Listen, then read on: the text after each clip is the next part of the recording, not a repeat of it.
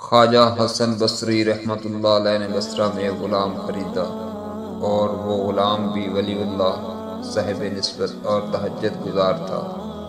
حضرت حسن بصری رحمۃ اللہ علیہ نے اس سے پوچھا، اے غلام، تیرا نام کیا ہے؟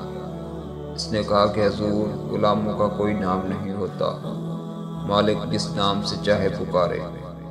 آپ نے فرمایا، اے غلام، تجھ کو کیسا لباس پسند ہے؟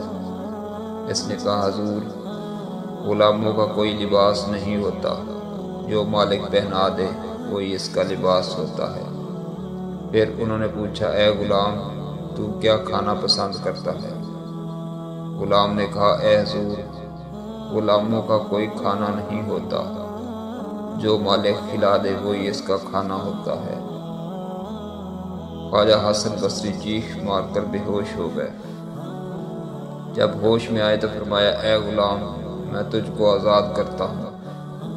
میں نے تجھے پیسے سے خریدا تھا، مگر اب تجھ کو پیسہ نہیں دینا ہے، میں تجھ کو مفت میں آزاد کرتا ہوں۔ غلام نے پوچھا، کس نعمت کے بدلے آپ مجھ کو آزاد کر رہے ہیں؟